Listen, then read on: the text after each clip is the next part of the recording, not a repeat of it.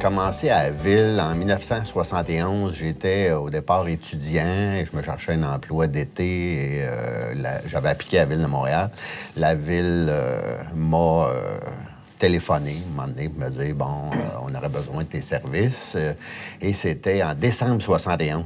Et j'ai commencé comme gardien d'animaux. Je suis devenu, après ça, entraîneur d'animaux, d'otarie, de dauphins à l'Aquarium de Montréal, de fin une histoire courte.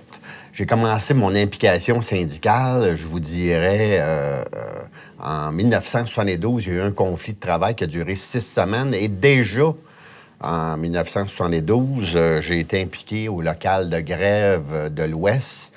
Et c'est là que j'ai fait mes premières bases dans le mouvement syndical au 301. J'ai été embauché à la Ville en 1973 parce qu'un de mes amis était déjà là depuis 2 ans. Puis bon, j'ai dit... au cours d'une de mes mises à pied, qui était toujours très courte à l'époque, là, on était tout de suite embauché ailleurs, la Ville m'appelle. Au moment où je ne m'attends plus à ce qu'elle m'appelle, parce que j'avais fait l'application 11 mois avant. Puis il disait à l'époque que ça durait 6 mois. Donc, il m'embauche, mais en combustion et contrôle. Il appelait ça électromécanicien d'entretien en chauffage. C'est une spécialité, là, disons, qui n'était pas directement dans ma base que j'avais appris. Sauf qu'à l'époque, quand on m'embauche, les gestionnaires qui sont là n'ont pas le goût de m'embaucher parce qu'à l'époque, j'ai les cheveux longs, j'ai une grosse barbe, j'ai le sac d'armée sur l'épaule. Donc, ils me mettent en commission contrôle avec un compagnon qui, lui, ceux qui travaillaient pour lui ne duraient pas plus que quelques mois puis étaient mis à pied ou congédiés. Donc, finalement, à leur grand malheur, j'ai satisfait aux exigences de ce monsieur-là. Ils m'ont gardé. J'ai passé permanent par miracle la première année. À l'époque, ça prenait 5 ans au moins. Donc, vu que j'étais dans un métier très spécialisé, que j'ai fait affaire, ils m'ont gardé. Personne ne voulait prendre ma place parce que personne ne voulait travailler avec mon compagnon.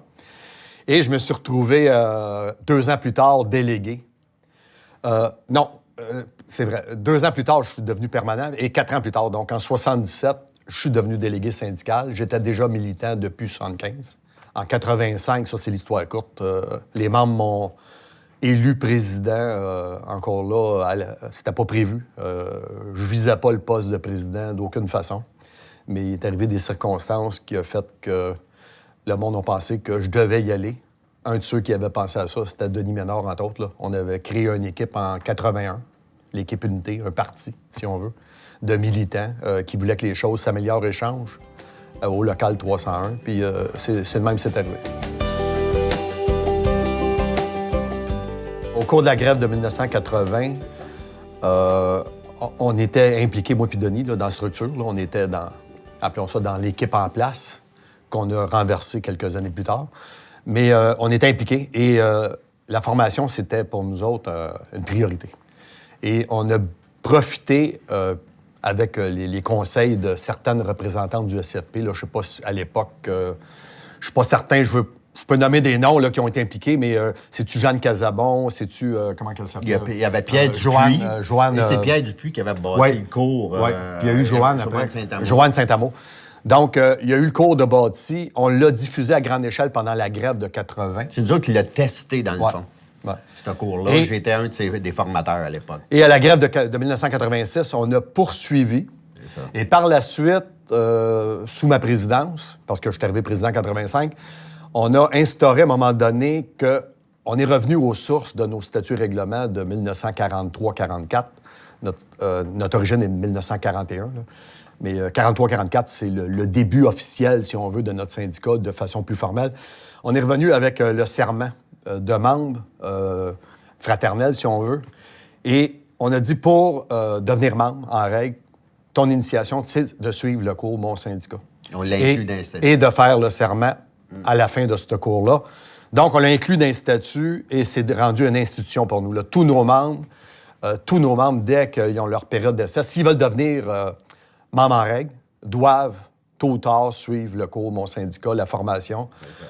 Donc, on pense que c'est la meilleure initiation pour connaître un peu le FTQ, le SCFP, le local 300. C'est ça. Le cours dure 4 heures environ. Ça permet à ce monde-là de comprendre le droit plus facilement, les possibilités de les faire respecter plus facilement aussi que leur offre leur regroupement dans une unité syndicale. Donc, au 301, c'est pas qui veut qui suit le cours, c'est vraiment tout le monde, que tu le veuilles ou pas. Et comme formateur à l'époque, particulièrement en 1980, où on a rencontré 3500 membres environ, pendant le conflit de travail, à tous les jours, on donnait 3 cours de 4 heures. À tous les jours, on était 6 formateurs. À la fin, on était brûlés, là, mais on rencontrait des gens, des hommes et des femmes qui étaient, malheureusement, qui voulaient pas nécessairement participer à de la formation. Quand tu dis à quelqu'un de 50, 60 ans, à la ville, qui a toujours travaillé très fort dans un milieu X, tu dis, tu t'en vas t'asseoir sur un banc d'école pendant 4 heures, regarde, c'était pour eux autres l'enfer. Et pendant la formation, au fur et à mesure que le temps passait, le 4 heures passaient, ces gens-là sont devenus... Ils ont compris que là, il y avait leur place à comprendre, puis même, ils pouvaient apporter en plus leur petit grain de sel dans cette période de 4 heures-là pour que les autres comprennent comment ils en sont devenus des militants syndicaux, eux autres aussi. Et ça a été un impact majeur. C'est ce qui a fait qu'après, dans les discussions qu'on a eues, Jean et moi, à l'époque, entre autres, on a réussi à faire mettre ça directement dans nos statuts pour créer justement cette solidarité. Il y a eu cette immersion-là pendant 6 semaines dans la grève de 80. Après ça, pendant 5 semaines pendant la grève de 86. Exact. Donc, on avait déjà un bon bassin de monde, de membres qui, au lieu, ce journée-là, de faire du piquetage, allaient suivre la formation. D'accord. Moi, je venais du privé, je savais très bien comment ça fonctionnait avec les pots de vin, les enveloppes. C'est pas nouveau.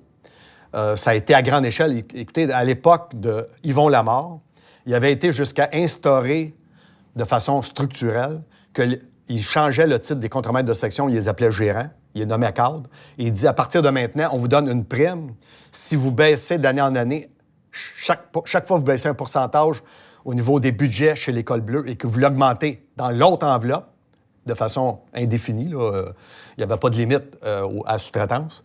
Il y avait un bonus à la fin d'année. Donc, il y avait ancré dans le système de façon à favoriser le gestionnaire qui donnait à contrat. On a rencontré des multinationales. Des multinationales de l'eau nous ont rencontrés pour essayer de nous convaincre à l'époque de se laisser privatiser, puis tous les avantages que le syndicat en aurait comme institution, de les laisser privatiser.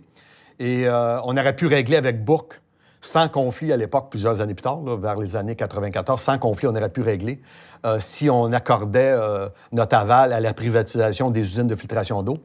On avait ça clé en main de la bouche de certains hauts dirigeants de certaines firmes très connues au Québec d'ingénierie qui nous offraient des règlements en or avec la ville, alors qu'il était une tierce personne. La bataille a commencé avec Yvon Lamar qui éliminait l'École bleue. Un rapport d'Yvon Lamar avait tombé entre mes mains en 81-82. Je l'avais remis à mon syndicat qui l'avait tabletté pour aller chercher des grosses augmentations de salaire. Et moi et Denis, entre autres, avec d'autres, on avait fait une bataille pour dire que ça n'a pas de sens, la priorité doit être de régler ce problème-là. Ça a été remis au calendrier grec. Et quand, à notre arrivée en 85, là, on a pu faire la vraie bataille. On a déterré cette affaire-là pour se dire que ça n'avait pas d'allure. On venait d'être acheté un contrat avant à 12,99 d'augmentation de salaire, mais ça faisait en sorte qu'on oubliait ce rapport-là. Sauf que nous autres, on ne l'avait pas oublié. Et à partir de là, on a repris... Pour démontrer l'ampleur de ce qui s'en allait au privé, là, parce que rien ne se perd, rien ne se crée. Ce qu'on ne fait pas en régie, on perd de l'expertise et ça s'en va ailleurs. En 73, on disait qu'il y avait 8 000 codes bleus. Dans le fond, il y avait 6 000 permanents et 7 500 auxiliaires sur appel saisonnier, qui donnaient une moyenne de 8 000. En 85, quelques années après l'élimination des cols bleus qui avaient eu bon train depuis le rapport caché d'Yvon Lamar, on était passé de 8 000 personnes années à 3 600 permanents. C'est ça. 3 600, là. Il restait à peine, je pense, 500 ou 800 auxiliaires qui avaient le droit de rappel. On a dit, ce négo-là va être prioritairement sur le plancher d'emploi et la réduction de la semaine de travail, parce que c'était des vases communicants. On disait, on va réduire la semaine de travail, on va créer plus d'emplois chez les gens, parce que ceux qui étaient là s'étaient fait vendre pendant des années. Regardez, vous autres, vous n'êtes pas touchés, vous êtes bien, donc pourquoi vous vous batteriez? Tu as un gros salaire, donc ferme ta boîte. Nous autres, on a dit non. On a dit la priorité doit être, avant le salaire, doit être d'abord le partage de la richesse, qui était notre rêve des années 70, doit être la création d'emplois, de bons emplois, stables pour les jeunes, sans clause orphelin, et l'intégration des femmes. Donc, tout ça est arrivé avec la bataille du plancher d'emploi. Il y a eu le dossier qu'on a monté, un dossier volumineux, un mémoire, qui prouvait que tu pouvais réduire la semaine de travail sur 4 jours de façon rentable en éliminant les temps morts. OK? Un repas de moins, 2 pauses café de moins, etc., le temps de préparation, le temps de repréparation.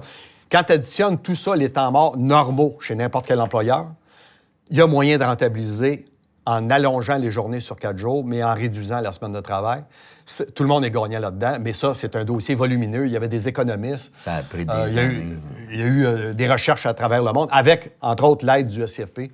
On a bâti un dossier solide et on a finalement réussi à faire entendre raison que c'était faisable. En bout de ligne, on a réduit la semaine de travail à 35 heures sur 4 jours. Aujourd'hui, avec la sentence Lavoie en 94, c'est devenu 36 heures sur 4 jours, mais quand même, la grande majeure partie du gain est encore là.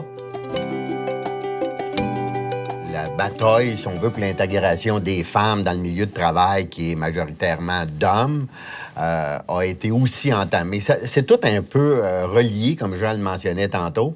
Et comme je l'ai dit et Jean l'a dit au tout début de notre rencontre, ça a été de dire on s'est battu pour nos propres convictions. Donc, dans nos propres convictions, on voulait aussi qu'il y ait de la place pour les femmes dans les milieux de travail parce que pour nous autres aussi, il peut y avoir des femmes plombières, des femmes émondeurs, des femmes...